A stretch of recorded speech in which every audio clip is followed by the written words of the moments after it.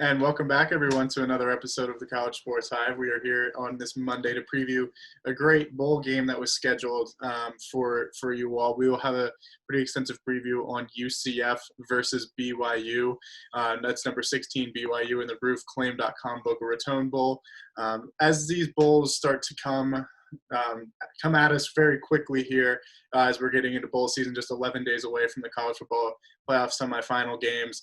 We'll have a couple different previews where we just do a couple games at a time, some picks and things like that for the smaller bowl games. But with that being said, we are here on this evening to talk UCF BYU, and then we'll pick four games that we believe are relevant until we see you all again, which will probably be Thursday for another quick preview of the weekend action. All right, so with that being said, let's jump into the roofclaim.com Boca Raton Bowl. UCF is 5-3 on their year, and BYU is ranked 16th in the college football playoff rankings, 10-1. That lone loss coming when they took that 2-day notice game against Coastal Carolina. So this game is going to take place tomorrow, 12/22 at 7 p.m. Eastern time on ESPN. UCF given the edge in this one, but interestingly, the line is set at BYU -6.5, and I think that's probably the first time this season we've seen the FPI and the betting line differ. Yeah, that was a slight surprise to me. I think they're really even, and it being a 6.5 point spread was surprising to me as well. I expect this one to be a shootout, and I kind of think whoever's got the ball last, it has the advantage in the game. But yeah, I mean, I don't know if I've ever seen such a drastic split. Like maybe a FPI will have one team favored and the spread favored by like 2 points, but 6.5 is a lot. Yeah, exactly, and 7.3% in favor of UCF and FPI. So interesting there as well. You said a shootout, and I think you hit the nail on the head with this one. Both teams averaging over 43 points per game. BYU actually hits 43 on the button, and then UCF, hits 44.3 points per game. Both have explosive passing attacks. Let's get to that first. UCF averages 373 passing yards a game, and BYU averages 322.2. So let's talk about these two quarterbacks, Dillon Gabriel and Zach Wilson. Yeah, they're both probably two of the best college quarterbacks in the nation, and Dillon Gabriel's unheralded. You hear Zach Wilson being high in draft talk and Heisman talk, but Dillon Gabriel's put up crazy numbers. He's got 3,353 yards, 30 touchdowns, and 4 interceptions, as well as 2 touchdowns on the ground. And the craziest thing is for UCF, they've kind of become an air raid team, but they also have good production off the ground from Greg McCrae. He's got 681 yards and 9 touchdowns, and then Otis Anderson adds 614 yards and 4 touchdowns. So I think they're pretty well balanced, and the explosiveness that I've seen from Dillon Gabriel has really impressed me. And I'm surprised he doesn't have more publicity for how good he's been the last 2 years. Yeah, absolutely. Mackenzie Milton was the quarterback there at UCF when they went on those impressive runs, and they really became that group of 5 team that really had a shot to make the college football playoff some years. And Dillon Gabriel, with the injury that happened to Milton, as unfortunate as that was to see, Dillon Gabriel came in and just took over the reins of this UCF program, and he's been phenomenal. But speaking of phenomenal, it flips us beautifully to Zach Wilson. 3,267 yards, 30 touchdowns, and only 3 interceptions, as well as 8 touchdowns rushing as well. This kid is legit. I would say he's probably the 4th or 5th best college quarterback in the country. I think if you're a BYU fan, you're really disappointed because this is probably definitely going to be the last year that you see Zach Wilson in BYU colors. What do you make of that statement? I mean, we go to Utah, and you and I have both talked both publicly and privately and on here that we saw the talent initially from him, and I actually played basketball against him, so I think he's a pretty nice guy. And I think if I'm a BYU fan, that I'd be really sad to see him go, and you really hope that he can end on a high note before he enters the NFL draft. And he's had a year to remember, and he might, like, if there were a ceremony for the Heisman this year, like when they usually travel to New York, he'd have a chance to go to it, and that's how good a year he's had. He's got 3,267 yards, 30 touchdowns, and 3 interceptions. So I mean, he's got a 10-to-1 touchdown to interception ratio, and has been phenomenal. He also has legs to extend plays that I think are severely underrated. Yeah, for sure. That's what makes him different, I think, is his ability to scramble, create explosive plays both with his legs and his arm.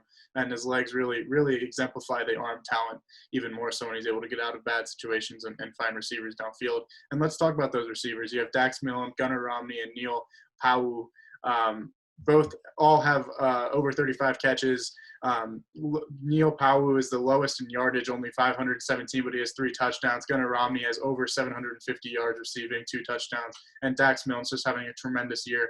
Zach Wilson's roommate, over 1,000 yards, 1,118 yards, and 8 touchdowns. But let's not sleep on their tight end, Isaac Rex. He only has 333 yards, but he is that red zone target, 10 touchdowns on the year for Zach Wilson. And I think these guys really personify what this offense is capable of. And you're going to need to see a lot of them step up in this bowl game against UCF. Yeah, I mean, they've got a lot of diversity both in their receiver room and their running back room. And their running backs are Tyler Algier is the lead back with 131 carries, 957 yards, and 12 touchdowns. And Lopini Katoa is a really good back as well from Layton High in Utah. He's got 77 carries, 423 yards, and 5 touchdowns. And honestly, I think the fact that they have so many players that can make plays just makes Zach Wilson so much more dangerous because in past years he had Matt Bushman as his go-to target, and it felt like it didn't stunt his progression, but I think that was always the read, and it made him more one-dimensional. And now he has more dynamism, scrambling, and more freedom and control of the offense, and it's made them just all the more dangerous. And honestly, to me, Dax Milne being as good as he's been in college football has been one of the more surprising things in college football this season. He was a starter that was thrust in. He actually came in as a cornerback from Bingham High in Utah as well. And he's right now emerged as a Biletnikoff Award finalist. And so what a growth and from both those guys, and BYU as a program as a whole under Kalani Sitake.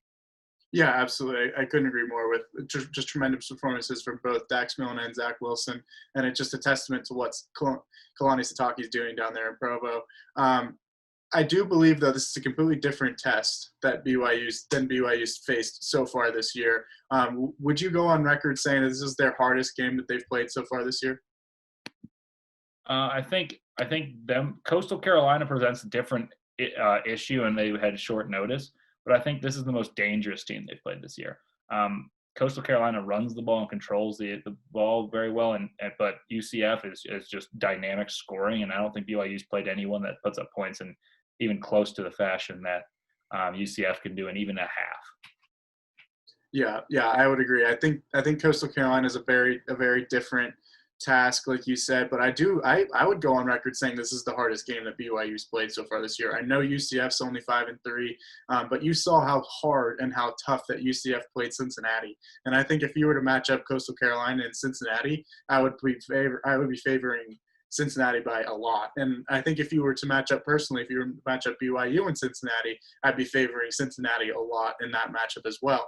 And so I just think there's a huge tell in the way that Cincinnati would be able to stop literally every single team that they played in the American Conference until they reached UCF, and UCF was able to score and be very physical and competitive in that game against Cincinnati. So I think a huge tell is going to be whether or not this BYU defense can slow down the explosiveness of Dillon Gabriel and UCF.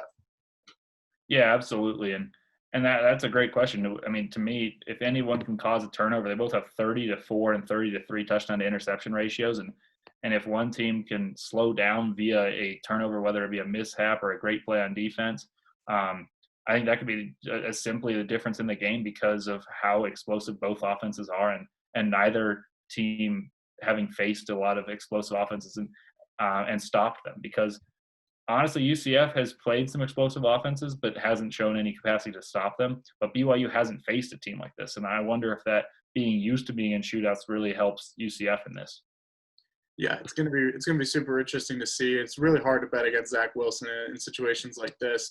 It's gonna be a great game here in the roofclaim.com Boca Raton Bowl. Once again, UCF 5-3 on their year, BYU 10-1 tomorrow at 7 p.m. Eastern time on ESPN. Going to be a very high scoring, very good game there. I would probably bet the over in this one as well. We said that a couple times. But all right, let's pick some of these bowl games that we see before Thursday. Let's start things off with the famous Idaho Potato Bowl tomorrow at 3:30 p.m. Eastern time on ESPN. Tulane versus Nevada. Who you got in this one? I'm going to go with the mean green wave of Tulane. I just think that they've played better competition. Nevada's played San Jose State and San Diego State and some quality teams in the Mountain West.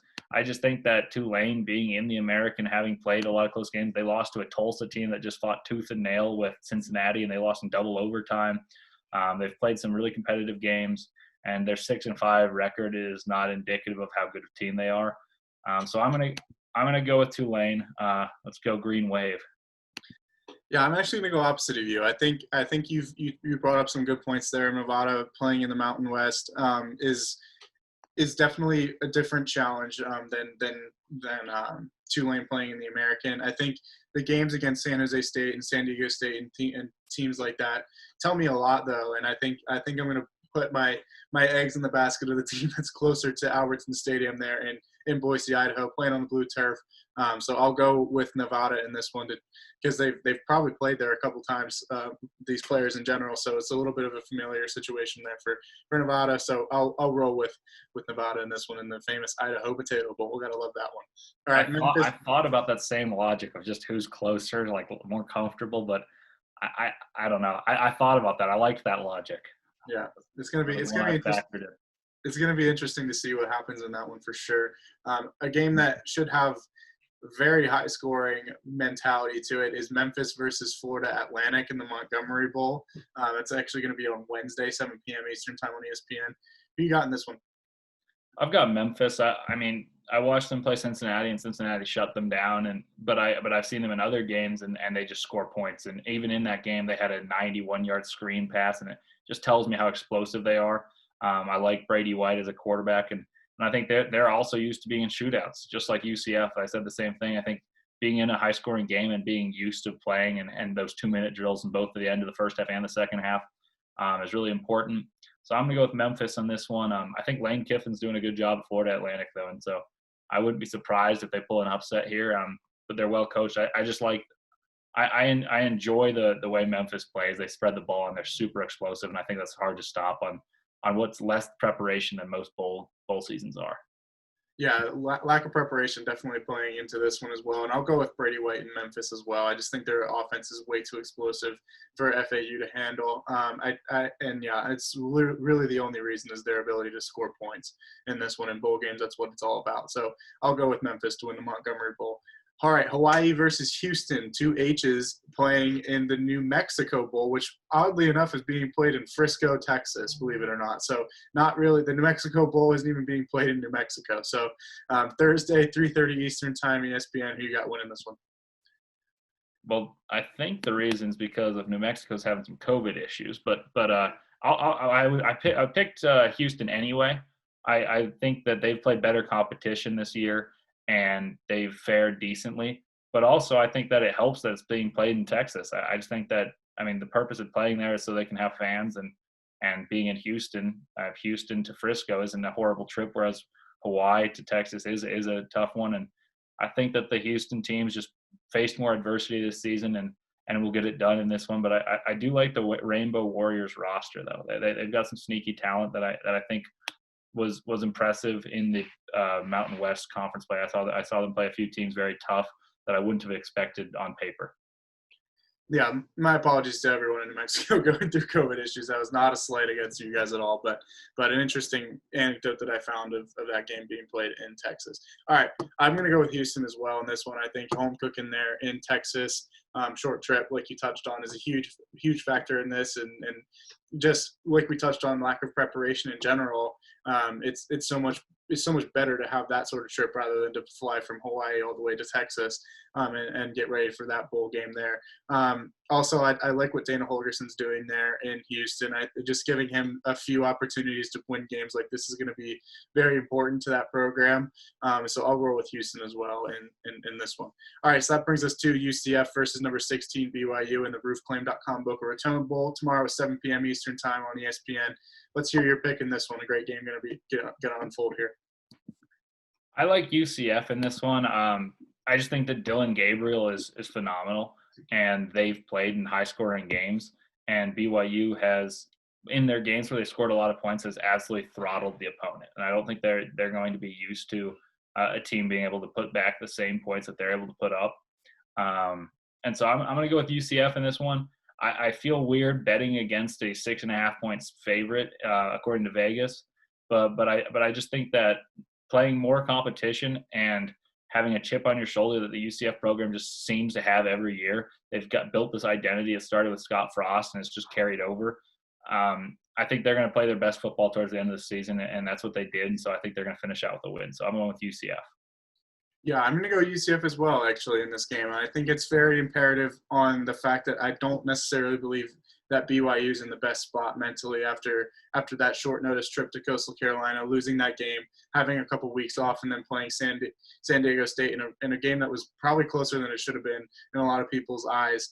But with that being said, I'm not necessarily bought in still on what's happening here. And I do love the explosiveness of UCF. I think they can hang points on anybody. Seeing what they did against Cincinnati really turned me onto this program a lot and just really made me believe in the fact that they can really play with anyone, quite frankly. And they're able to have that fire build up inside them to be able to go out and play with anyone. So I'll take Dylan Gabriel and the explosiveness of UCF as well in this one over BYU. All right, so that's our little short, quick preview of some of the first games to take place during this bowl season. We'll be on a couple times throughout the course of these next few weeks. I believe our next scheduled one is Thursday to talk about some Friday, Christmas Day games, and then as well as Saturday action. We have Liberty and Coastal Carolina to look forward to before we start moving towards the New Year's Six territory and those great games that are going to be coming for you as well. So that being said, that's Leif. I'm Scott. That's going to do it for this short little quick football preview. So take care, everyone, and we will see you all on Thursday. Hasta luego.